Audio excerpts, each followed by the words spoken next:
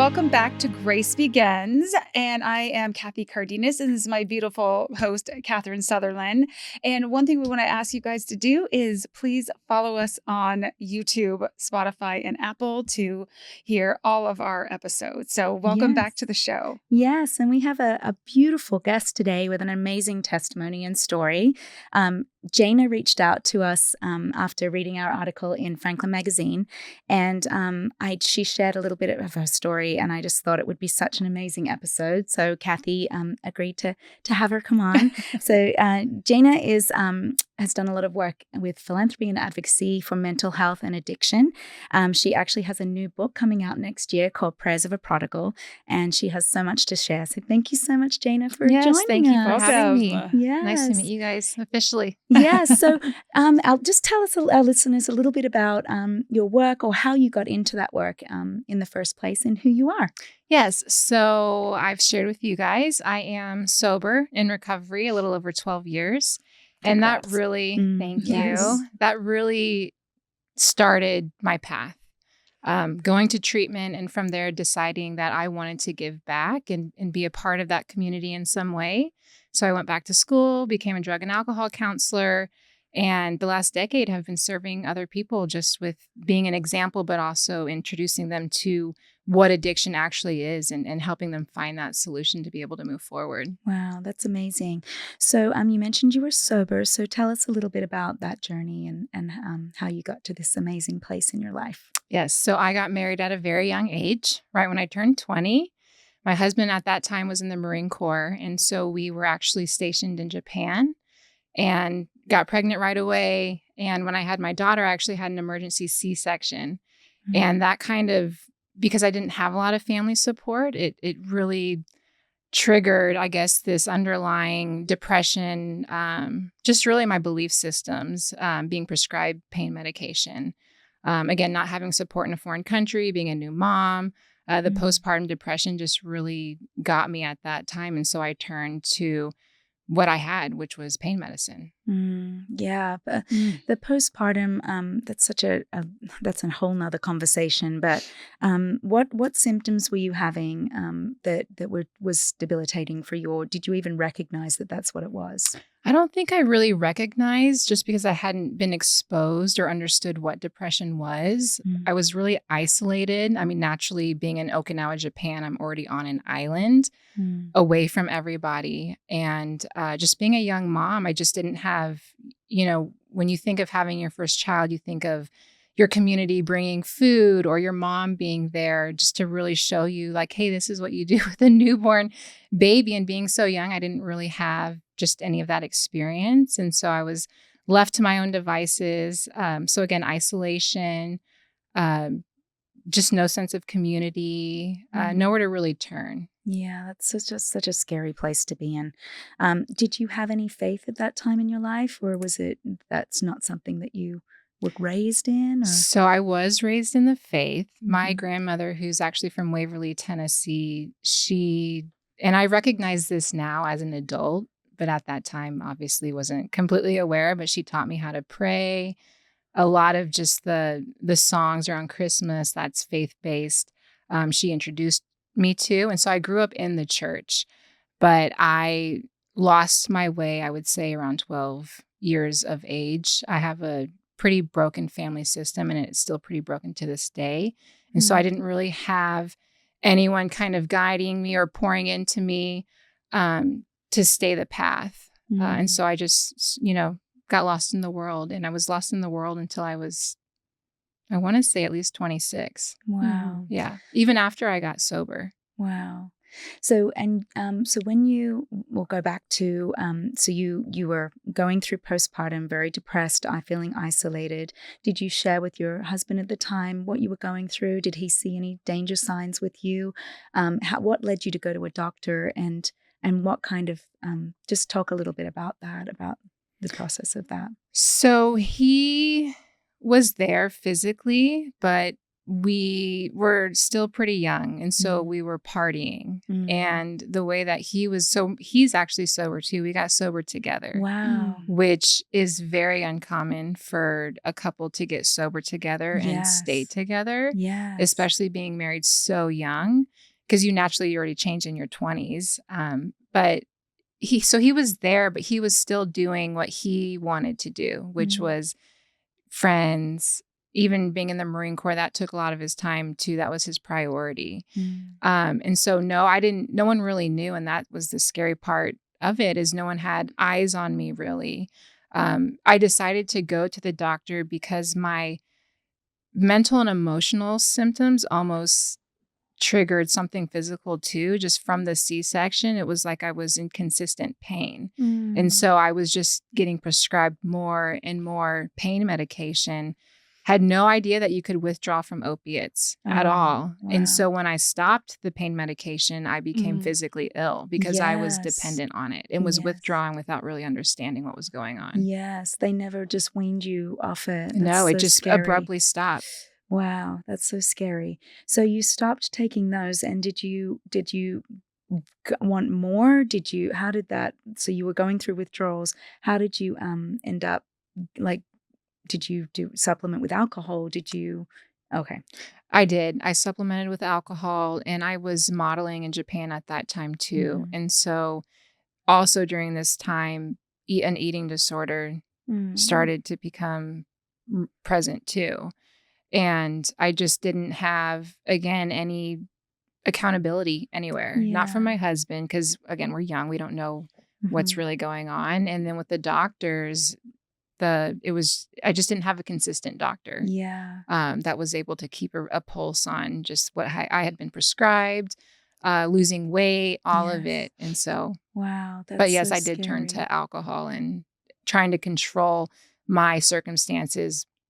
And it was an illusion, but with eating, because that's what the underlying issues for eating disorders are too. Well, and that's so common, actually. I was a dancer, so I saw the addiction to pills or to alcohol in conjunction with eating disorders is so common. So I mean, and I was in the modeling world too, so I know what that's like. It's like there's a control going on there. So how long you were going through this period and just kind of in survival mode, not really understanding how severe it was, I'm sure.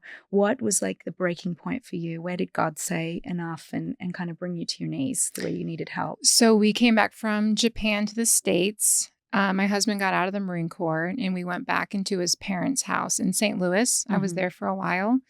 And at this point, we had lost the health insurance because I did pick up pain medication again.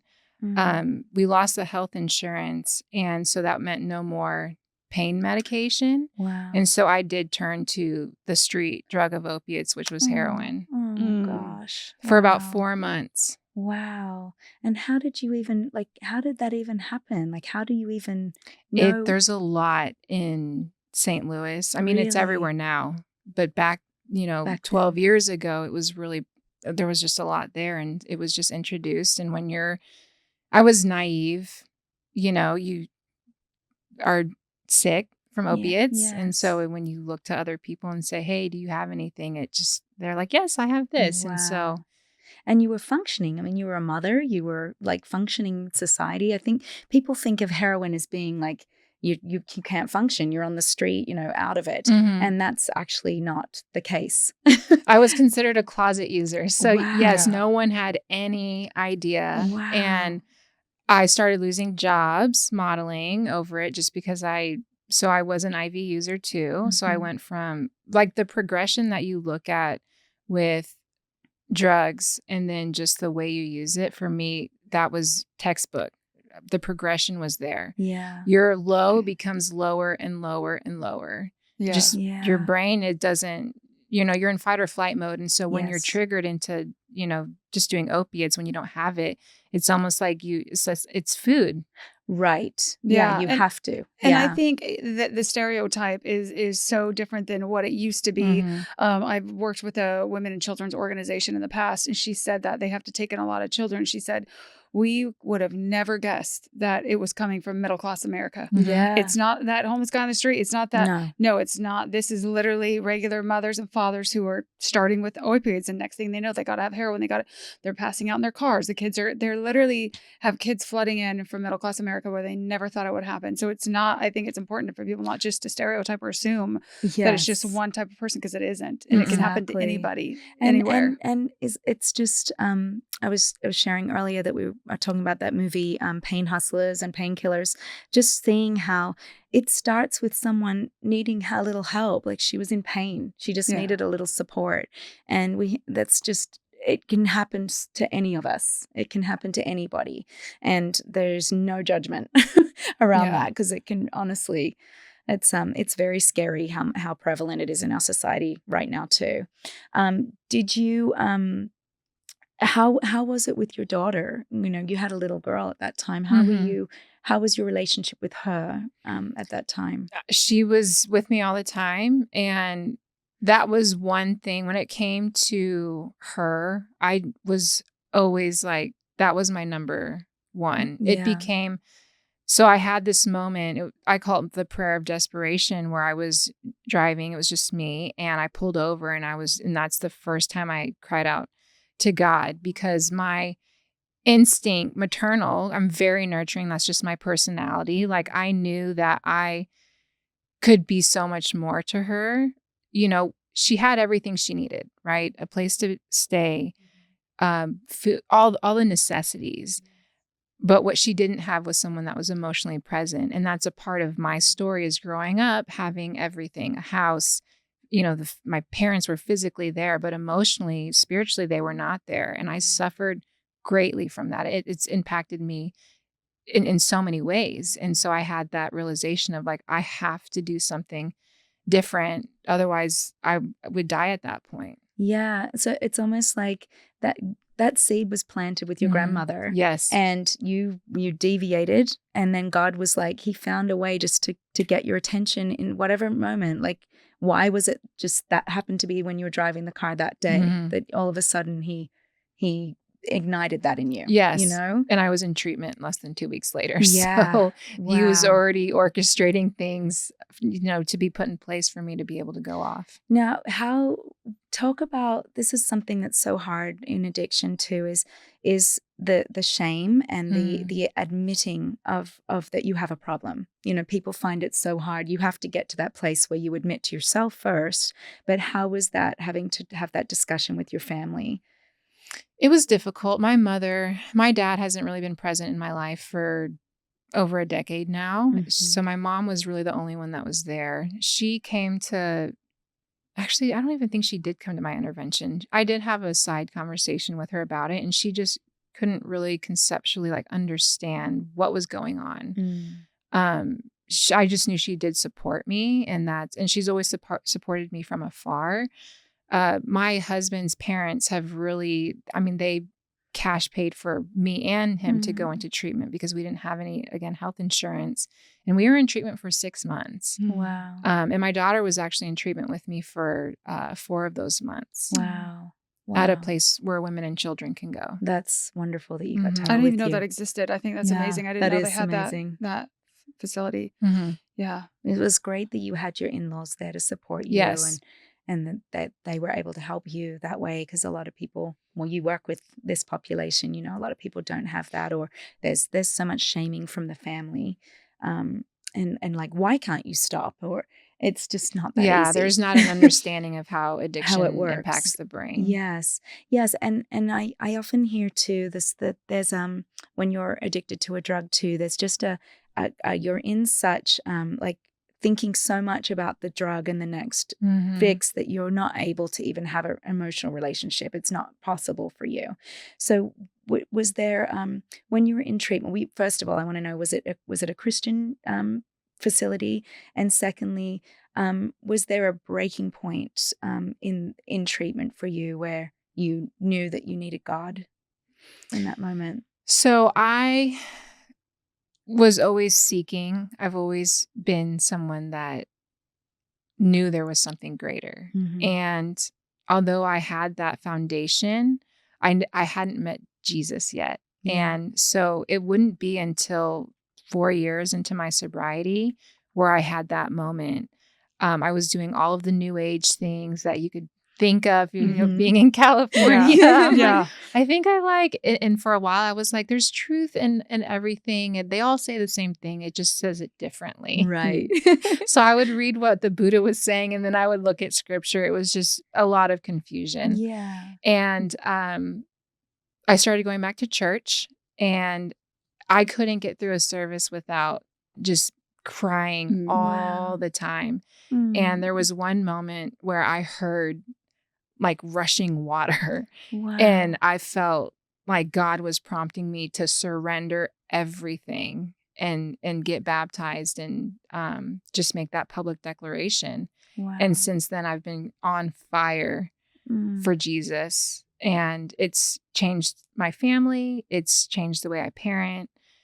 Everything has changed. I'm here in Tennessee because I heard God said go, and I said, "Okay, Lord." We relate to that. Another story. Why'd you come here? Yeah, God told me to. God yeah. told, yeah. That's us. 3 yeah. weeks I heard go, and I said, "Okay, Lord, open the door," and one door after the other. Oh, that was me too. Yeah. Isn't Yeah. that It's amazing. crazy? Yeah. I know. And you're like, I was scared. Like, I was like, if I don't go, what's going to happen? Yeah. Like, it was so clear. Yeah. Yeah. Mhm. Wow. That's so amazing. And just so you said you heard the water. You Mhm. went, how long after that did you get baptized? Within a month. Wow. So Mm. you were Oh just yeah, I like, emailed that the was it. pastor and I was like, "Hi, we're gonna get baptized." Oh. Wow. So me and my husband and my oldest daughter got baptized together, and it was Wow. really powerful. Wow. Now, does she remember any of this time? She was so little. Does she remember going through all this with you? She remembers staying with my in-laws when I was off at treatment, but when I got sober, I did everything in my power to make sure that she had a sense of normalcy. And so she doesn't remember too much of like the bad. She just remembers that there was a shift. We were gone for a little bit, and then we came back and we lived in California. So what you found God, and do you feel like you've gone on a bit of a journey with him in terms of like the acceptance part within yourself of like letting go of the shame and the guilt and all the things that you Mhm. felt? How long did it take to kind of heal that, or is that an ongoing process for you? It's taken about 2 to 3 years, I would say. Yeah. When I had that moment where everything changed, I realized that a lot of my identity was based on accomplishments and accolades. I was the VP of a treatment center. I had worked so hard in the world to get success, had the monetary success, was doing a lot of cool things. And I just felt God calling me away from that. And it was hard being stripped of that to really understand that plain and simply, I'm just his daughter. And that means that every single day there's an intimacy, there's an obedience, there's a submission to be able to be directed in his will. And you learn when you get sober, it's self-will versus God's will. How do you know the difference? It's something Yeah. that people ask me all the time. And when you're in posture and you're doing everything you're supposed to do on a daily basis, that's how you know you're in God's will, is when there's that open line of just communication and seeking. Yeah. And that was something that shifted for me a lot. A lot of my accomplishments and success was when I was in self and in the world, Yeah. and basing everything off of what the world says. Yeah. But when you meet Jesus, that doesn't work. No. That's not what he calls us to do, is to be successful in the world. Yeah. We're supposed to, edify the body of Christ through the gifts, through the Yeah. things that he's predestined for us. And so Yeah. it's a continual journey, but 2 to 3 years to be really stripped of everything. Wow. Yeah, Yeah. he like brings you down in order to bring you up sometimes, but he's there along the way. And I know I dealt with postpartum too, and I at the time, you didn't know. I didn't know what was going on. No, I it didn't wasn't know. talked about a lot. Yeah, you just feel like, oh, I don't feel like they're great of a mom, or I'm just annoyed. I mean, I feel for women. I see how they get in situations because you really feel like a crazy person. You really feel like, and it's just really, really hard, and it's not talked about enough, and people don't understand what that level is. And so I Well, think people, you're expected to just love immediately. Yeah. Like, I think moms, like, that's something moms don't talk about either, is you grow this little human and then it comes out, you don't even know it. Like, and Yeah. you're expected to do everything for it.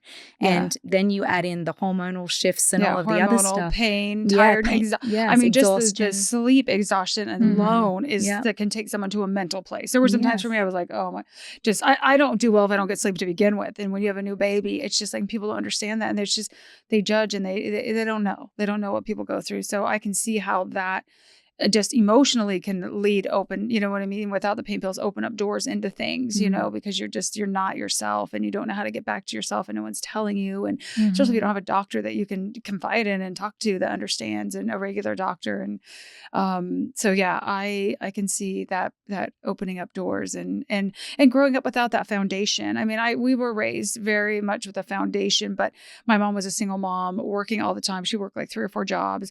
And so we didn't, get that stability either. You know what I mean? And I think all those things are crucial when raising up children, because the moment you're thrown out in the world, and you know what I mean? And you don't have that foundation, you can just sway and be thrown. And I was like that too in my early years, thrown all over the place. And so I understand that. But it's beautiful that you see what God was doing. God had a plan. He was up to something, as we said on the show before, but and that he's brought something so beautiful to it. That is God's grace. That is God's love. And that is the most beautiful part about him. And that's what we've talked about when people don't believe in God. And I'm like, I feel sad. Like, it makes me sad, because I think that's the greatest gift, is his love that he gives me personally. Because you don't always get that from people in the world. You know what I mean? And you get that his love is amazing, and his grace is amazing. And I love that no matter what we're doing, whether we're doing the worst things in the world, he's still there. He's there, and holding you. And loving you and not judging you and fighting for you, fighting harder than anyone else is fighting for you. And he never gives up on us. And that's the most beautiful part of it. And I know, I love seeing the seeds. I love in all of the stories that we've had, there's always a point where someone planted a seed and then God waters it at whatever point junction that they need. And it's so different for all of us, but I just love that he planted that seed for you at such a young age, and you were always seeking and looking for him, and he rescued you. It's beautiful. So when you did you ever fall back? Like, often with addiction, there's a fallback. Did that ever happen for you? Never. No. Wow. First that's time. beautiful. Wow, that's a blessing. And it was done. I was strong-willed. Yeah. I still am. Well, I think that's the difference when you have God in it too. Like, really have God. Some people have, the universe, which you should know, I hate that. But anyway, like when you truly have God, I just feel like, for me, I posted something about, like, I'm not even operating on my own strength nowadays. I'm operating on his strength. But I feel like when you've truly got him, that is this added layer of security, right? That strength. So I think when you've really got him, it's maybe easier not to go back. Do you feel that way? Like, having him? Absolutely. Yeah. Because and as you get deeper into scripture too, and how we're being called to act, especially in today's day and age, there's no room to not be sober-minded. I think it talks about in 1 Peter. Yeah. We're supposed to be vigilant in every way. And for me, mind-altering substances just isn't It's not an option. It's not an option. I don't want to ever be clouded. I know it's at risk. Being in the industry, working in behavioral health, I've seen families ripped apart. I've seen kids who just don't have their parents. Yeah. Yeah. And do you bring in your faith when you're in these situations? Is there a resistance to that when you're dealing with your patients? Yes. You have to be mindful about the way you talk to them. You want to, and that's why I'm no longer in direct care with patients. I still help people, but I'm very like, this is the solution. We have to figure out a way for you to be fed truth. And there are facilities out there that are faith-based, but usually the solution is just find a higher power. And that works for a lot of people until it doesn't, because that can only take you so far. But that's always been a part of the conversation is especially when someone's just beaten up and at their bottom. It's like, okay, we have to go up from here. You need to find belief in something and hope in something. Yeah. Well, I think the thing with the universe or higher power is it doesn't love you back. It doesn't have that grace. It doesn't have that love. That's what's missing from it, Absolutely. That's where Christ is in it. That's why Christ, anything that's not him has that missing, has that love you back. Nothing else loves you back. Yeah, that's so true. I didn't ever think of it like that. Yeah, That's the only one. So I think that I can see how people can get caught up in that, but they never really fill that hole because, like we talked about in another episode, that hole is for him. That hole is not for anything else. And you can try to shove in there whatever you want. It's not going to stay and it's not going to fit. A It's God-shaped for him. hole is what we would tell. That's clients. his space that That's he's his waiting, that space. he's leaving open. And you try to shove other stuff, it's just going to reject. It might look fine at the minute, but it won't. So I think I think people need to really understand that because I do think the new age is taking off so much. And it's like, that's the devil, you know what I mean? Selling you a 100%. lie that looks really good, well, I feel good and it's positive and it's not filling the hole. It's not Christ. It's not the same. It's counterfeit. It's interesting how I think there's an innate sense in all of us to know that there's something greater than us. Like my parents were not Christian, but they were like, we know there's something. And I think we all it's no secret we're all trying to get back up there. Yeah. So we all desire to have this peace. And I think it's interesting how the devil counterfeits that. He counterfeits everything God does. He counterfeits in such a sneaky and insidious way that is so clever and deceptive. Yeah. And I think it's really important in this time to just be so aware of that. It's really easy to get deceived. Yeah. And they say, that God knows us, but the devil knows us too. And he knows us very, very well. And so I do see how people are going to continue being deceived with some of that. And so you've got to really, Keep your eyes open. Yeah. Because I do think it'll keep happening. And like I said, it's already so easy for people to just get the easiest thing. It's easy. Sure. That's easy because there's no effort. There's no true surrender to the universe and those other things. But with him, it's a change of life. It's a change of everything. It's a change of soul. And you were saying how people are feeling the need to seek out something. It's like, well, we're half human and we're half spirit. So naturally we are, but that's where I think the devil uses that against us. He knows that we're going to seek for something, a higher power. It's built in our DNA. We're half of that. So, well, and it's hard, I think, unless you know his word, it's hard to not be drawn into the things that you see. The things of God are not the things we see. It's that blind faith that you were talking about earlier. So if you see something in front of you that seems, like it's a good thing, you want that. But it's fleeting. It doesn't last. And not every good thing is a God thing. Is something that I've learned too. And with the new age stuff, it always leads you back to self. Yeah. And we are true. fallible. We're born into sin. And so if we're trying to perfect our personality so maybe so we can get the job, or perfect our mental health so we won't have that anxiety, it's unrealistic. It's not something that could ever be obtained. And so you'll always go down that spiral, that rabbit hole of trying to figure out, okay, what is the truth? Right. Right. Do you feel like his love? I feel like just listening to your story and thinking about other people that I know are going through so many things right now. Do you feel like his love is what removes some of that shame from it? Because absolutely. It wasn't even, I think it was like 2 months ago where I had that prayer where I'm like, Lord, just the shame, not even with addiction. It's more so like just not feeling good enough or worthy enough. Or I would compare like, well, I feel like God loves them more or speaks to them more because you can see his favor. We easily forget. And he says often in the Bible, remember, because he has delivered me so many times, but the enemy knows what our weaknesses are. And I can easily forget that. And then I start to covet or compare and think I should be, doing this for his kingdom. Even in my walk with Jesus, it's been this constant having to refine everything Yeah. Oh, daily. Daily, Yeah. Waking literally. up and going, okay, I didn't do so good yesterday. So help me today. Yeah. Yeah. And I think that's where the shame and pride, Mhm. I think that's what holds people back from coming unto him, is that shame and that pride. Pride is a big one. And it might be drug addiction. It might be you're not feeling a great mother. It might be my marriage is a mess. It could be a million things, but it's just pride and shame, because humility is key, key. And you have to, and I think that naturally comes when you really learn who he is and Mhm. see him in your life. And so Yeah, I've been saying a lot of things recently, like you were talking about, it comes back to self. There's so many things about being true to yourself. Mhm. And it sounds so lovely, like to think, I'm going to honor myself. I'm going to love myself. I'm going to be true to myself.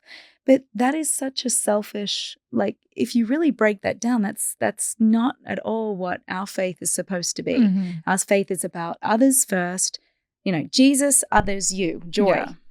Yeah. And it's backwards.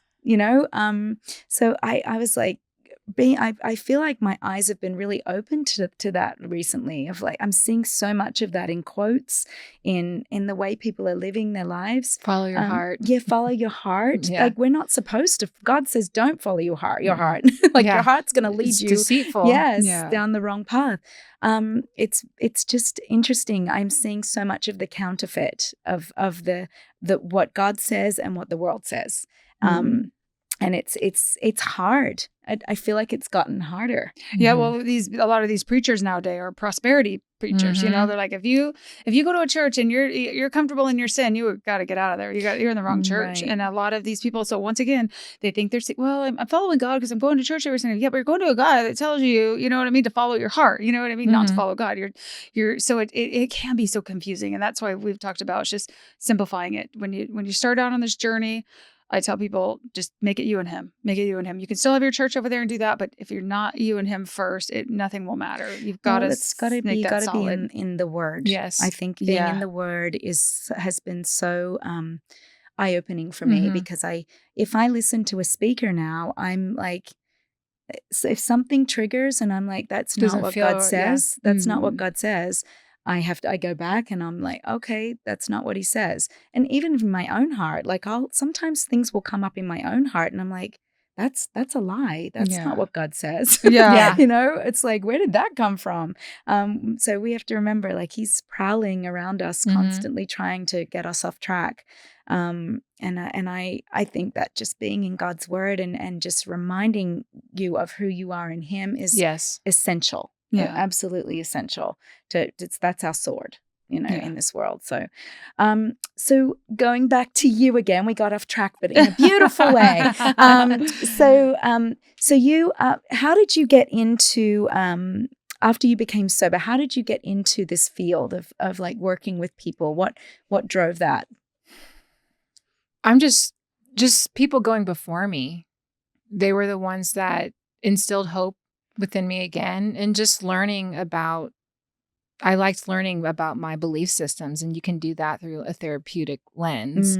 And so when I found my footing again, I wanted to give back in that way and help other people and say, hey, you don't have to do this again. This is the solution. These are tangible steps that you can take to find a new way of life. And then you just meet people that are where I used to be. Yeah. And, maybe they're away from their kid and they're upset and they feel that hopelessness. And to be able to be that light and that example of like, look at my life. Look what you can have. Look at what you can have. Mm. These are the steps that I took. And so that gave me a lot of purpose. Yeah. And it still does. And it's been more refined into, this is what Jesus has done in my life. I'm somebody that got lost in the new age. Like, I understand living in the world. And this is how my life has changed. I feel like, in not just God's grace, but in his abundance, because that's his heart for his children, is to live that way. And True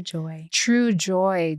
And The love you back. That's Yeah, like the that love you back, yeah. It's like, that's the most beautiful part. It's like the universe isn't going to hug you, but Isn't it? he's your father. He It's will. a weird feeling to have like God's joy, because even in the darkest times, you can still feel that peace. arms around you, Yeah. that peace. It's so bizarre. It's such a weird thing to think about. And even in like moments of severe anxiety, you still feel supported. Like, and you don't get that from anything else. Yeah. At least I haven't got it from anything else. Yeah. Yeah. So, yeah. Yeah. So you have felt full, like this is like, sounds like God just met you and he's using what happened to you to just help so many people. And you work with several different charities and organizations. Can you talk about those a little bit and what they do? And we'll definitely make sure we put the links up for people so they have that. So I was the executive director for Red Songbird Foundation. I'm on the board now, but essentially, so I was the counselor for them. And so a client would come in and they wouldn't have any resources. And so I got to assess, okay, this is the treatment that they need based off of what they've shared with me. And then we would do fundraising to basically put those people into treatment. And so that was refreshing for me, coming from a different background that I had historically in treatment, where it was places that only took insurance. But I saw this whole other population that wasn't getting the services they needed. And so I did that through Red Songbird Foundation. And then with Shatterproof, a lot of that is about breaking the stigma. And so sharing my story, showing on their website, it also has like different tools to find treatment facilities based off location, based off of price range, and all these different things, because it does take resources to be able to get into treatment. Yes. And so it's really a one-stop shop where you can go identify, okay, I have anxiety, depression. These are my primary issues. And then you can find a facility off of that. And what, just for people that might be listening that might not know they're addicted, what kinds of things do you think people should look for? And it doesn't have to be drug addiction. It can be addiction to other things. What kinds of signs do you think they need to look for to think if they may have a problem? Well, if they don't feel in control of it, like if it's something that you tell yourself, okay, I'm never going to do this again, or I don't want to do this anymore. If you have that thought and then you find yourself doing again, that's an indication that you don't have control over it, that it's out of control. Other ways, if it is addiction or alcoholism, the physical dependence, like if you're, say you have a glass of wine every night and then you don't have some for a few days. And if you feel shaky or more anxious or clammy, like physically, that's when there might be an indication that something else is going on. Because some people can do that every day and it's not a big deal. In Europe, they drink wine every day, but to someone else, it's like they have to have it to decompress, or it's the relationship too. It's like, okay, if we are having anxiety or depression or just something challenging coming up for us, what are we turning to? It would be ideal if it was God and in prayer, but that's not always the case. And sometimes it's to people, places, or things to fill that void. And then you're in this cycle. Yeah, like a codependent relationship. And it's interesting because I'd always thought of addiction as being like, when you think of alcoholism, for me, I would think of it as someone, waking up in the morning and grabbing a bottle of vodka. And it's not. I was like, that opened my eyes to someone. It can be even someone just having one glass of wine. It's the relationship with that glass of wine. It's not the amount necessarily. And it's the progression. Right. If it's, started off as a glass of wine, and now it's like a bottle. Right. Then that's something to take a look at. Right. And I think we were talking about COVID earlier. I was like, gosh, there was so much addiction just happening during that time because people were so sad and they just needed something, whether it was eating too much or everyone was isolated. Isolation. Yeah. That's you were talking about that with your situation. Yes. I think that is such a trigger of leaning on things that, if you don't have God in your life, leaning on things to feel that pain, because we're meant to be in fellowship with each other. Yeah. And it was really hard to see so much of that. I think encouraging people also to find that group of people. I think that's really, really, really crucial, whether you go to a church or you go somewhere else. And, we had another guest that we were talking to before, and he was just saying that for him, it's so easy because he's got that fellowship of people in his industry that he can just go and fellowship with all the time. Yeah. And I think that to me is important for people to seek it out, because you can't do it on your own. We're not meant to be alone. This world was never meant to be alone. Well, and having people that in this space too, with mental health and addiction, having a place where you can talk to people and not feel judged, that you can be free to just Mhm. share and have people that have gone through it with you is so important. Absolutely. And it's a shame that it's gotten to the point of like, there isn't as many resources for people that don't have insurance. And, then there's a lot of people that can't afford medical insurance that don't Yeah. have that help. So is there places that you can maybe share with us, we can share with our listeners, that they can go to have support that might not cost money, or just somewhere they can go? So Red Songbird Red Songbird. Foundation would be a great resource, Okay. just because it just depends where you are. The state, there's some states are better at providing resources for people, some Yeah. aren't. It just depends on where you're located. Yeah. It's a challenge finding a place to go, but the number one thing is to reach out to somebody, just tell one person. That's like the absolute first step, because then something can be done about it. Yeah, exactly. Just admitting it. That's the biggest encouragement, is just tell one other person and see what kind of goes from there. And then you can collectively. I think just getting it out of your soul too. Saying it out loud is a way of, I think, admitting it, right? And releasing some of what's been held up too. So I think there's so many parts of telling somebody. What a relief that must be. Yeah. To actually be able to admit that. Yeah. Oh, that's heavy. Yeah. Oh gosh, I'm just thinking about that with myself. I've done that. I mean, I have Jesus to confess to, but that's hard to carry that on a burden. And so many people do. And like you had said, they don't have that family that they can go to. They don't have that person they can talk to. I mean, I'm thankful that I guess I've always been blessed. My destiny helpers along the way, that I've always, God has always had somebody that I can talk to. Yeah. And my kids are like that with me. They tell me everything. They've always told me everything. Yeah. Sometimes I don't want to know, but they tell me everything. And I'm just so glad that they feel safe. That they know that they can, that I'm not going to judge them, that I'm not going to be weird. I'm not going to be angry. I'm they just want to bring everything to me. And but a lot of people don't have that. So I think, and you have it with Jesus, but you need that circle too. So I pray people listening today that are going through a struggle are let go of the shame, go to take it, surrender it to God, put it. I mean, that's what I feel like every single day. He's probably like, girl, my feet are getting full down here. Because I'm like, I'm putting this, I'm surrendering this, and I'm going to add this. Oh, wait, I need this. And it's like, but that's what he's there for. He is there to carry the load. And,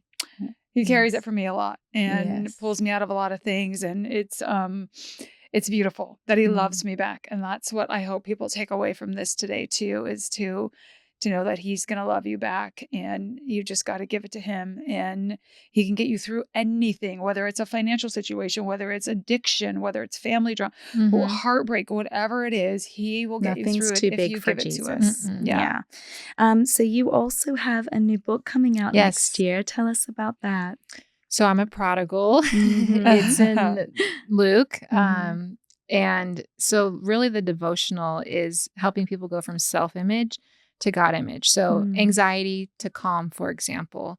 And so I just walk through different behaviors in a 30-day devotional. And that's really what it's about, is meeting people where they are and using language that it talks from a we perspective. Like, we may have experienced this in our life, and I bring solution. And then at the end, I do a God help me statement, a gratitude statement, and a prayer for others, because I feel like that's the equation. It's you and with God, so relationship with him, something to be grateful for, because gratitude can really shift our perception, and then being thoughtful and aware of others. If they're struggling with somebody, what does scripture tell us to do? Pray for them. And so it's really this, I'm excited for it. It's been on my heart for years, and I waited a year until I finally said yes. I just wanted to make sure that it was God prompting me to do that, because if it's not from him, then I don't want to pursue it.